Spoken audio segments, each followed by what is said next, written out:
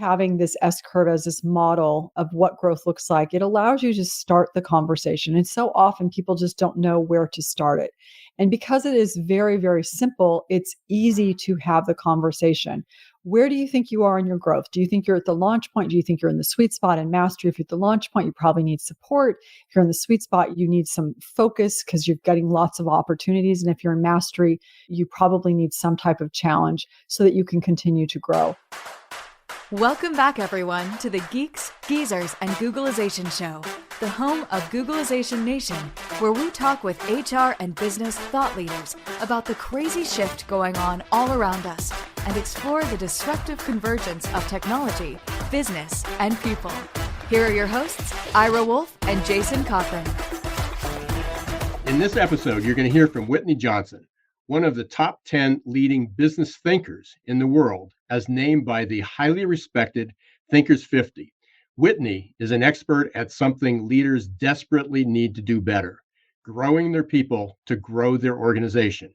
She's got a brand new book talking all about it called Smart Growth, which is about something that our listeners may not be familiar with, something called the S curve. But before we get there, Jason, let's introduce Googlization Nation to our newest segment, The Perfect Labor Storm. On each episode, we're going to focus on just one disruptive, surprising, or worrisome trend that we believe everyone should know. Let's start here. 25 to 60% of all workers, according to Gallup, McKinsey, Aspect 43, are feeling burnt out. 19% of workers are miserable, according to the new Gallup State of the Workforce report. 70% of employees do not feel their employers are doing enough to help them. Only 15% of companies think burnout is a problem. Employees who experience burnout are 6 times more likely to quit. That may be a solution or a hint to some companies of what they need to do to stop the flow. And burnout is costing organizations $322 billion in lost productivity. Ira, I've got to say, even though those are some sad statistics, I absolutely love this new segment of the Perfect Labor Storm. And what it indicates is we're right in the middle of it. And you predicted it 20 years ago. And sadly, right now, it feels like this has become a finger-pointing game between executives and employees. We have executives blaming workers and calling them lazy. We have workers telling executives that they won't work in toxic work environments anymore. And I just read yesterday, this was on LinkedIn, where some business leaders are actually hopeful that we go into a recession to force people to come back to work. Now, if that is not one of the most asinine things I've ever heard, I don't know what is. That you would want things to get worse to force people to come back, that's not a recipe for people making their best contributions. And at the center of this labor storm is the idea that we need to seriously upskill our labor force for the future of work. Because we're going to get to a point where AI and technology will hopefully one day take over some of the more repetitive and mundane jobs. And the numbers for how we're doing in this regard with upskilling and learning and development, they're pretty sobering. Across the world, we're spending around $130 billion each year on learning and development programs. And most of the research is suggesting that only about 25% of it is judged to be effective. So if we want to get serious about overcoming this perfect labor storm, one of the things we've got to do better at is learning and development. And that's why I'm excited that we have Whitney with us here today to share the secret sauce for effective learning and development. And before we get there, just want to remind our listeners that you can earn SHRM credits for just listening to Geeks, Geezers, and Googlization. You can do that by going to rebrand.ly/GGG SHRM credit. You can also go to Googlization Nation and subscribe to our newsletter and be updated on all the podcasts. And please, if you haven't done it already, please subscribe on your favorite podcast channel to Geeks, Geezers, and Googlization, and rate and review one of or more of our episodes. So this seems like a perfect time to bring Whitney on with us today. Just a little bit about her. She's the CEO of Disruption Advisors. She's a world-class keynote speaker, a frequent lecturer for Harvard Business School's corporate learning, and an executive coach and advisor to CEOs. I don't know how she squeezes all that in to a typical day, but I'm excited to learn how. So without further ado, let's welcome Whitney Johnson to the Geeks, Geezers, and Googlization show. Hello, Ira. Hello, Jason. Hey, welcome, Whitney.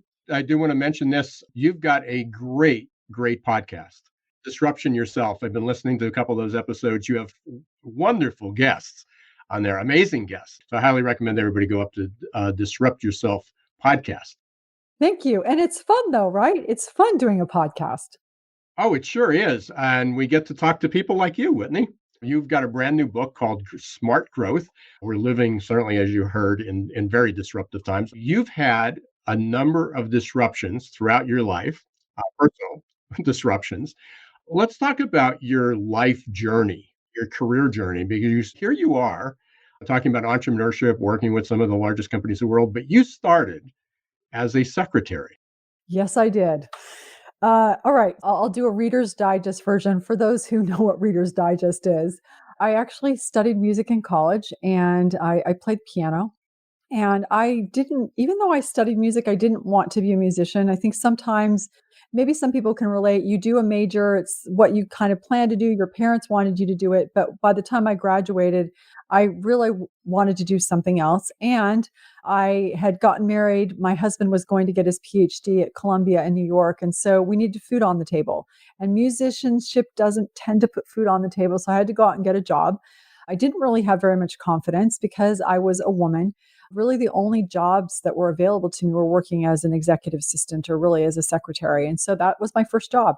I was a retail assistant to a stockbroker at Smith Barney, 1345 Avenue of the Americas. And something, though, that interesting happened for me as I started that job is I would go to work every day, and across from my desk, there was this bullpen of young stockbrokers who were aspiring masters of the universe and saying things like, it doesn't take a rocket scientist to know that this is a great investment. They'd say things like, throw down your pom-poms and get in the game. And at first I was a bit offended because I was a cheerleader in high school.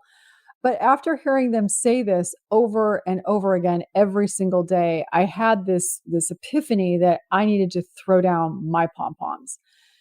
So I started taking business courses at night, accounting, finance, economics. And then I had the good fortune of having a boss who believed in me, who allowed me to jump from being a secretary to a banker. And for those who have been in financial services, that just does not happen very often, which put me on a track to be an investment banker. So I'm working on Wall Street as an investment banker. I then get basically disrupted because my boss gets fired. And they probably would have fired me too, but I had good performance reviews and just had a baby. And so they shoved me into equity research. And that turned out to be a career maker. I was very good at picking stocks. I became an institutional investor ranked analyst. I did that for about 10 years and I disrupted myself again after coming across the work of Clayton Christensen, who was a professor at Harvard Business School, and eventually left Wall Street to become an entrepreneur, but then connected with Clayton and co-founded an investment firm with him and his son, where we were investing in disruptive innovation. But then back in 2012, so now 10 years ago, I made the decision that I really was more interested not in the momentum of stocks, but really the momentum of people and these frameworks of disruption and the S curve that we'll talk about in a minute. I wanted to apply them not to investing in products and services and companies, but in people. And so today I'm the CEO of Disruption Advisors, and we have a tool that allows you to see where you are in your growth, where you are on the S curve, and then we wrap coaching and consulting around that. I guess just to kind of summarize though, I think the important piece as you're asking this question is that I would not have known this back in the late 80s, early 90s. But that initial notion of, I think I could do something more than be working on Wall Street as a secretary was really the first time that I disrupted my perception of what I thought was possible. And then, as you've heard, I've just disrupted myself over and over again throughout my career. And now that's what I get to write about and talk about and coach around. I love that. And you have this quote that your goal now is spotting the momentum of a person. Mm-hmm. Which is very similar because I work a lot with growth mindset. Jason works a lot with growth mindset. And I've spent the last 25 years on helping people hire better, hiring managers and companies hire people for a fixed mindset. They fix them for what they know, what they've accomplished, what they did in the past, and then expect them to do that over and over again. Don't take any risk, don't take any changes, don't disrupt your life. It's like you're at this mastery level, which I know you'll talk about, but just stay there. Don't do anything else with your life. Don't grow, don't change it, just fulfill that. It's so backwards because, especially in today's market where there's more demand than there is supply, you have to hire people with potential. Ira, it's interesting because I've thought a lot about growth mindset, and you obviously have as well, and this idea of hiring people who want to grow. But I hadn't put it as succinctly as you just did, which is this, that we hire people who, if they were to do the job that we hire them to do, we would be asking them to have a fixed mindset. And yet we get upset when they get on the job and they don't want to grow, even though that we've set them up not to grow. I love how you just encapsulated that so well and so crisply. So, Whitney, I've made reference to the S curve a few times, and you related it to learning and growth, just as we were talking about. Ultimately, most people want to really master, they want to do what they do well. But there's a number of different stages, and especially with, as Jason mentioned, we need to upskill and reskill people. We need to give them the confidence. We need to teach them how to grow, to change, to become better. Can you first explain what an S curve is, and then talk about some of the stages that we're going to move through and how you discovered all this? So the S curve is something that has been around for decades. It was popularized by Everett Rogers, who's a sociologist back in the 1960s, 1950s. And he used it to look at how groups change over time and how they adopt new ideas. And in particular, he was looking at the adoption of a new type of hybrid corn by farmers in Iowa. And what he discovered is that initially, even though the corn was drought resistant, it had a higher yield, it was easier to harvest, people were very resistant to adopting the corn. It took 5 years to get to the first 10% of all the farmers. But once you saw that initial wave of adoption, then over the next 3 years, the penetration or adoption went from 10% to 40%. And so he posited that new ideas or groups change in an S shape, that initially it's very, very slow. And then you reach this tipping point, which Malcolm Gladwell popularized, and you move into hypergrowth. And at some point, you reach saturation. Well, we were using the S curve at the Disruptive Innovation Fund that I co-founded with Christensen to figure out how quickly those innovations would be adopted so that we could make investment decisions. I had this this insight, because I was already thinking about disruption and personal disruption. I had this that we could use the S curve to help us understand how individuals change. So not groups change, but how do individuals change? How do we learn and how we grow? And so I reimagined this for us to think about individual personal growth, demystifying this process. And at its very basic, there's 3 major stages. Your brain is running every time you start something new, start a new job, since we're talking about this idea of recruiting right now. You start a new job, your brain runs this hypothesis about, what is it going to take for me to be successful in this job? And initially, you're at what we call the launch point. So this is that initial phase. And you're making lots and lots of predictions, many of which are inaccurate. And so because they're inaccurate, your dopamine, this chemical messenger of delight, it drops. And so it feels overwhelming and discouraging and frustrating, and you feel impatient, and you're trying to map new territory. Your brain's making memories. And so cognitively, it's taxing, and emotionally, it's taxing, and your identity is in flux. And so this experience that you have, even though there's a lot of growth taking place, because of all that's happening and how much work it is, you experience it as being very slow. And so it helps explain, why is it really difficult to start something new? So that's the launch point part of that curve, that part that we talked about with the farmers where adoption is very slow. But then as you continue to make these predictions, they will become increasingly accurate. And so you tip into the sweet spot, that steep, sleek back of the curve. And this is the place where it's exhilarating. Things are difficult, but they're not too difficult. They're easy, but they're not too easy. You have this sense of competence and autonomy, and you feel like you're exactly where you're supposed to be. And so here, what you're experiencing is these spikes in dopamine. Your brain's rewiring. And so it just is, it feels really good. your identity. It's not yet who you're going to be, but you're having this sense that you're going to make it to the top of the mountain. Here's what it looks like. And so growth not only is fast, it feels fast. So that's the second major stage. So you've got the launch point, the sweet spot, and then you've got mastery. And this is the place where the model, the predictive model in your brain, you've figured it out, you know what you're doing, but because you're no longer learning, you're only getting a little bit of dopamine. So it's kind of flatlining. There's nothing new to see because you figured it out and your identity transformation is complete. But because you're not learning, you experience this as growth being slow. So you now have this model where dopamine's dropping, it's spiking, it's flatlining. You've got slow and then fast, and slow becomes this very simple visual model for you to think about what growth looks like, for you to understand the emotional arc of growth. And when you understand that, it allows you not only to demystify the process of personal growth, it helps you decode talent development. It facilitates recruiting, like we were talking about at the outset. And it also helps you with retention because you understand where people are in their growth. And if they're no longer growing, then you find a way for them to continue to grow if you want to retain them. I think a lot of times, myself included, we often think of growth as being something that is just strictly linear. And we look at it and we think, okay, if it's not just going in an upward linear progression, then I'm failing in some way. But what you're helping us understand is that there are going to be some setbacks along the way, and that's anticipated. We predict that.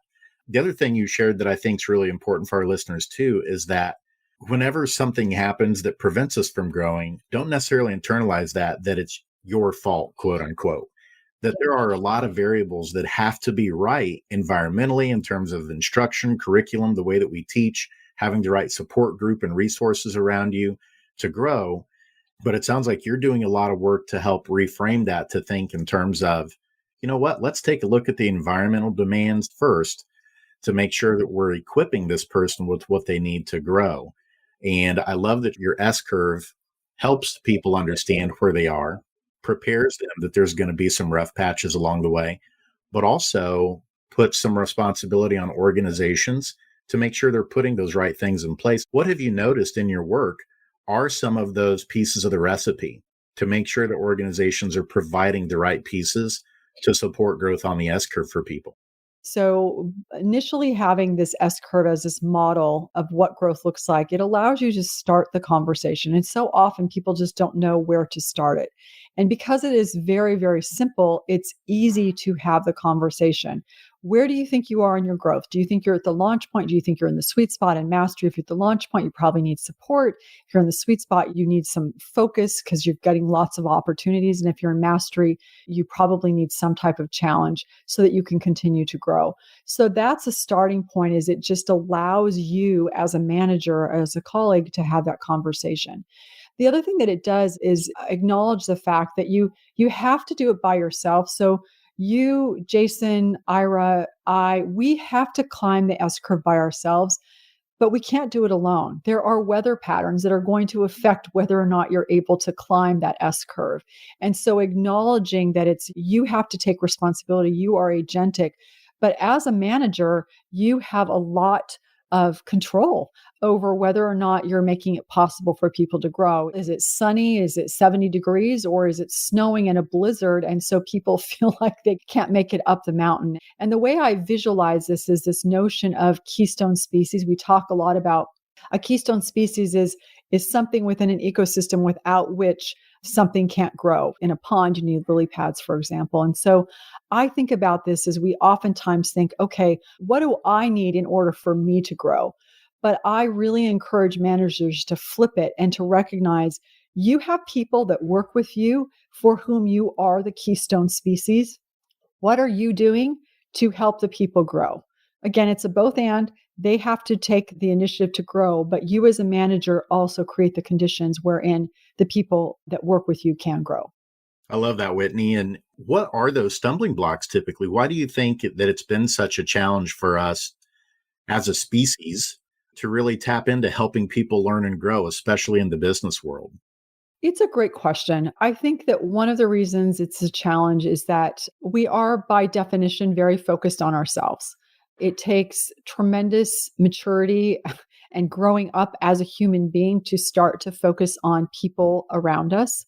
So I think that's your starting point. I would also say that even when we get to the point where we are thinking, okay, I don't want to just grow myself, I do want to grow people around me, because I think that's also in us as well. We do have an impulse, we do have an instinct to help other people grow, because that allows us to feel a sense of community and connectedness without which we could not survive.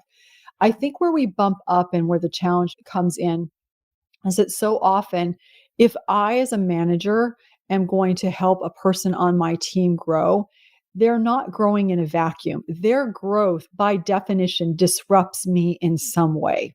It either means that I need to support them and get them training to grow. It means that I need to allow them to focus and possibly say no to me on one of the projects that I asked them to take on. And perhaps even more challenging is it may mean that they get to be as good at something as I am. And so they could potentially disrupt me. They could potentially displace me, or they will no longer do the job that I hired them to do, as what Ira talked about at the beginning. And so we mean to help people grow. It goes back to this idea of growth mindset. I mean to help you grow, so long as it doesn't mean that it disrupts the growth that I want to do or the growth that I don't want to do. And so it really requires us to get to that point of understanding that truly, at our most fundamental level, if we don't help people grow, we're not actually in the long run going to be happy.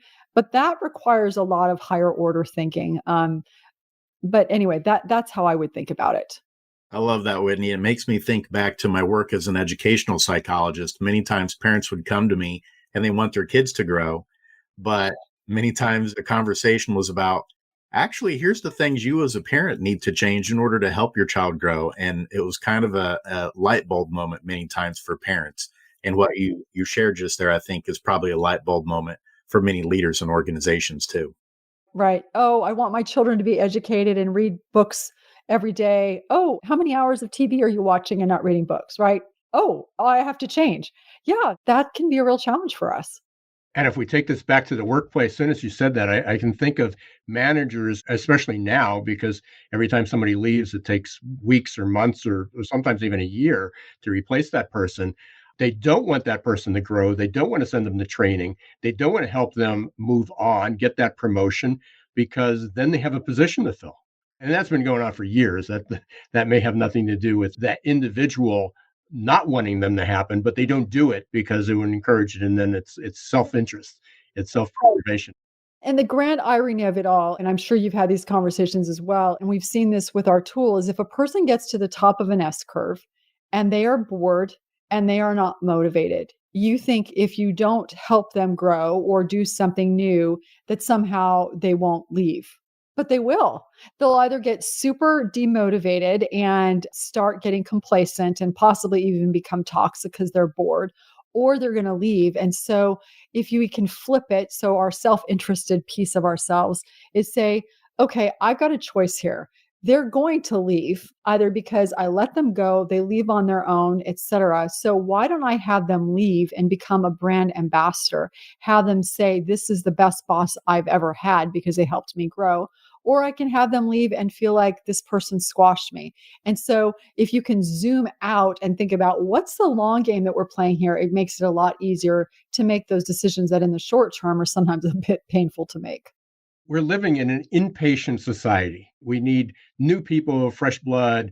We need people that are engaged, as Gallup's report, we're really well behind that. Only 9% of the workforce are engaged, not highly engaged, but engaged and thriving. Only 9%. This is the worst part. 57% are not engaged and not thriving. I mean, the numbers are really tragic. There's no place to go but up. It's so interesting too. There's been a lot of talk about the great resignation. And I've said, and I think this data really supports this idea, is that one of the things that happened with the pandemic is that people were forced to do something different out of necessity. And in the process of being pushed off our pre-pandemic S curve, we discovered a lot of things about ourselves. And so we said, I want things to be different. I want my life to be different. I want to thrive. And I believe actually that I can, because I just did this really hard thing and I did it better than I thought. And so I think if we as employers understand that it's not so much that people are resigning from, but that they want to thrive, that they're aspiring to something. The reason I get so excited about this S curve of learning is because it's so simple. It allows you to have that conversation of, well, tell me where you are in your growth. Do you feel like you're thriving? And how can we create conditions wherein you can thrive? And on the one hand, it feels very complicated, but on the other hand, I think it's really quite simple. How can I help you grow? And if I can't help you grow and you can't grow here, then you shouldn't come work here.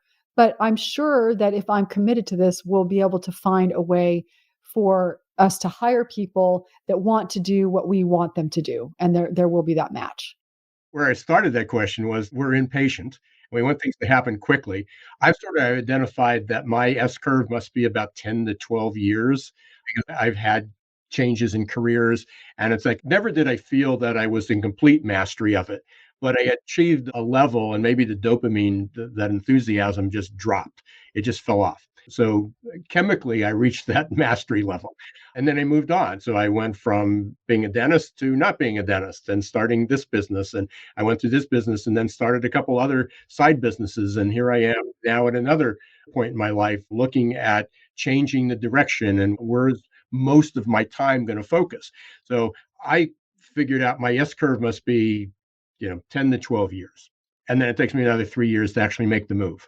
And maybe that's starting another S curve simultaneously and starting to build that momentum and getting comfortable with it. When you're going into companies and they're saying, listen, it's going to be a slow start. We're going to need people to reskill, upskill, learn a new way to do things. There's a time span and people are going to have to be tolerant. Is there any range you can provide to say, if you're going to do this, when you're on this curve, it's 3 months, it's 3 years? So I do have a general rule. I thought it was interesting that you said that your sort of life cycle or growth cycle is about 10 to 12 years. I suspect without knowing the details, you found ways to elongate that. But I use as a starting point the 10,000 hour rule, which I know there's some debate about how accurate it is, et cetera. But if you use that as a starting point and you're working 40 hours a week, then that would suggest that launch point 6 months, sweet spot 2 to 3 years, and then mastery 6 months to a year. Now, that is a general rule. And so you don't want to sort of live and die by that. But what that helps you do is I was just actually on a call earlier today with someone who said, I've had someone in this role for about a year and it feels like they're not gaining any momentum. Well, that's a pretty good indication that something's off. It may be that they need training. It may be that they're not getting support, or it may be that it's not the right S curve for them. And so if you use that as a starting point of, if after 6 months, you're not seeing this person really gain momentum, then you may need to do some tweaking to make sure that you can calibrate it so it is either the right curve or they move somewhere else. But by allowing yourself to say, 3 to 6 months, it's going to feel messy. It's not going to feel good. So what can we do during those 3 to 6 months so that they can gain traction, so that they can have those dopamine hits that will allow them to have some wins to feel like they're eventually going to move into the sweet spot? Simple things like, okay, your job over the next 6 months is just to get to know everybody in the organization so that you actually know how to get things done. Because it doesn't matter how competent you are from a domain expertise standpoint. If you can't get anything done because you don't have the relationships you need to do it, that's going to be a problem. So you can have these simple goals of every day, I want you to go meet someone and find out what they need. So they're getting that dopamine hit at the launch point that will carry them through until they can move into the sweet spot. But I would use as a starting point 6 months, no momentum, I would revisit and recalibrate. It's so funny. I'm sort of smiling here. You're right. I absolutely elongated that. In fact, while I was somewhere stuck on my one S curve doing dentistry, which again, I left that 27 years ago, I became really, really good at golf. And then I realized that golf was just a distraction. I didn't really get any more dopamine being on the golf course. So I stopped golf and then started something else. So yeah, there are distractions and diversions, but obviously if I had understood this S curve before, probably could have made some smarter moves faster. It's interesting, Ira. So one of the things I think about is that your life is a portfolio of S curves and your career is a portfolio of S curves. And one of the things you were saying is, Okay, I invested in becoming a dentist. I went to school for a really long time. You said, all right, I've got this portfolio. I'm at the top of the S curve here. I've got to find a way to entertain myself. So you probably were in the sweet spot with your family, but you took up golf that allowed you to, from a portfolio perspective, feel like you were more in the sweet spot. But eventually you realized, okay, I've gotten better at that. Still not happy here. It's time for me to do something differently. That's how I would assess it. A portfolio of S curves. I love that. It's a great way to look at that, and that's certainly what we talk about with transferable skills and multiple careers. Study from Australia identified, it used to be you had one career and it was a series of different jobs. They came out that now it's 17 careers over a lifespan and in 5 different industries. That's interesting. That seems like a lot, but I guess I'm not dead yet. Well, if you think about even in technology, and it depends who you're looking. In tech, it was like, oh, you're going to work in Silicon Valley. However, you work in a bank, work in insurance. You can work for a manufacturing company and be in IT. So again, I think it's how you slice and dice the data. You make data do whatever you want. But the trends of thinking about different jobs within the same industry or within the same organization, now it's going to be different careers using that knowledge that you had. And that's essentially what you did and what I did and Jason did to some degree. I mean, coming as a psychologist, you're not putting people on the couch every day or having people come into your office. You're in a tech company. It's so exciting, isn't it? I love that we can just do all of this S curve jumping, that things have changed so much over the last few decades. And we've got to take one more jump here because we're almost at the end. I love this conversation. We definitely have you back and continue this for sure. One of the questions we like to ask near the end is, was there something we should have asked, but we didn't? Yeah. Sometimes when we're at the launch point of a new curve, we don't like uncertainty. It feels really uncomfortable to not know what we're going to do. And it's messy, as we talked about. And so, one of the things I would encourage people who are listening is to not be impatient, to what you said, this idea of patience, to be patient at the launch point. Allow it to be messy. Allow yourself to be uncomfortable so that you don't jump into a career, so that you don't jump into a job that ultimately isn't a good fit for you. So you think about product market fit, sort of person S curve fit, because you just want the pain of the uncertainty going away. And so I guess I don't know if this is a question, but I would just encourage people who are listening of just allow yourself to be at the launch point of a curve and just not get impatient, because sometimes in our impatience we make rash decisions and then we have quarter life and midlife crises as a consequence. So I don't know that that's a question, but that's my answer. We would have asked you the question and you would have given us that answer. So perfect. It worked out just fine. Whitney, we close each time getting to understand a little bit more about who you are and what you do. And I'm going to turn that over to Jason. He's going to run our lightning round. Are you ready, Whitney? We're going to do about 3 or 4 questions here just to get to know you a little bit better on a personal level. How about let's start with the lottery. Let's say that you hit the lottery today. What is the first thing that you're going to do after getting the jackpot? I would pay 10% in tithing to my church. How about this one? Let's say that you're thinking about some of those high school classmates. What would be some things that they would be shocked to see about Whitney Johnson now? It's such a good question because part of me thinks they would be shocked to think that I'm doing what I'm doing, that I have a business, that I'm a CEO of a company. That I think in my mind, they thought I was just going to grow up and get married and be a stay-at-home mom. Very cool. And this ties into what you shared earlier in terms of your journey. So I've got to ask you about some music since you've got a degree in music. Is there a favorite band or musician that you have? So easy. Stevie Wonder. That's the first Stevie Wonder we've had on the show, Ira. It is, and that fits very well because he's on my playlist. Yeah, I love Stevie Wonder. I love his music. He's so brilliant. And then, today, sort of this generation's version of Stevie Wonder is Jacob Collier, who's like an unbelievable musician. And you've just given a name drop of an artist that I need to check on Spotify now. Thank you, Whitney. And last one here. What did you think that you wanted to be when you grew up? So I would say that when I was really young, like when I was 8 or 9, I wanted to be a concert pianist. But by the time I got into high school, and I don't know if this happened to a lot of women, but I didn't really know what I wanted to be. I just had this vague notion that I would get married and have children. So I didn't really have an aspiration. That's why I'm sometimes surprised at where I've ended up. I've got to ask one more because you are a smart growth expert, literally the expert in this field. So we've got to ask you, what is something for you that you've tried to grow in that was more challenging than others? So when I was young, I wanted to play tennis, but I didn't end up getting very good at it. I tried out for the tennis team one year and didn't make it, so I kind of gave up. So just a few weeks ago, I decided that I was going to, when I was on vacation, I was going to take tennis lessons during vacation. And I had these aspirations of how good I was going to get after the many hours of instruction. And I definitely improved, but I did not move off the launch point of that S curve as fast as I wanted to. But I'm still really glad that I did it. I love that. In my mind, when I go out on the court, I still think I'm Andre Agassi, even though there's no similarities there whatsoever. But things that we aspire to. I love it, Whitney.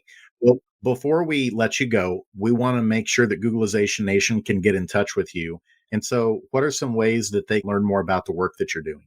Ira was so generous at the outset of talking about our Disrupt Yourself podcast. You can go listen to that, and that gives you a great sense and window in terms of how I think. Another great option is our newsletter. You can sign up for that, whitneyjohnson.com/newsletter, where every week I talk about some personal application of personal disruption, and I respond to every single one of those emails. But if you really must get in touch with me, it's wj@whitneyjohnson.com.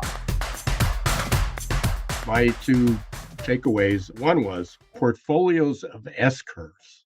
I think that's brilliant. I mean, we're stuck on education and learning and building our resume. What's a resume look like if it became a portfolio of S curves? Self preservation as a blocker for true growth. When Whitney shared that internally, I just was like, holy moly, that's it. That's like the holy grail obstacle, honestly, of why growth doesn't happen in organizations. Many of us say that we want to help people grow, but when it gets down to it, the many fears that Whitney brought up, like, oh, if I help this person grow too much, they might move past me in terms of mobility, that self-preservation, those things fall into place. That was a really big eye opener for me. And I think we all have to ask ourselves deep questions about why we do what we do. And if we are going to say that we're about helping people grow, then that means we also can't be about self-preservation. It's about wanting the best for that person and giving them the things that they need to help them on their journey and their portfolio of many S curves that they may have, some of which for a time might be with your organization, but many other S curves may be with others. But if you want them to be a wonderful brand ambassador and recommend other people to come work for your organization, you have to truly be invested in their growth and help them on that journey and push the self-preservation aside. That was a big takeaway for me. And that fits so well into when we're looking at what keeps people. People are throwing money at people. Throwing money to an employee at another company is a reason that may attract them. But what can you do to keep people in place? And 2 out of the top 3 is recognition and a strong relationship with their manager. And there are so many managers that don't give the recognition, they're not giving the feedback, partly because it may be unintentionally. We don't want that person to grow. If I help them grow too fast, then they're going to leave and they quit, and then I have an open position, and that's more work for me. But that problem's been going on for a long time. But Whitney helped put a picture to that, a story to that, and looking at that timeline. And it's so valuable. But I think what we learned about the S curve today and the growth and the mastery, and that it's not just hearsay, there's science behind this. I mean, they can tell that what stage you're in, and maybe that'll be a pre-employment test in the future. We'll measure people's dopamine levels to see where they are on the learning curve, or in schools. Maybe how do we keep people engaged? But here we are at the end of another episode of Geeks, Geezers, and Googlization, Jason. We are. It always flies by. And so until next time, Googlization Nation, please, if you haven't liked or subscribed to the podcast on your favorite platform, please do so. And we would also appreciate it if you would do a rating or review. I'm Jason Cochran, signing off until next time. And I'm Ira Wolf. Thank you for being part of Googlization Nation. And until next time, don't let the shift hit your plan.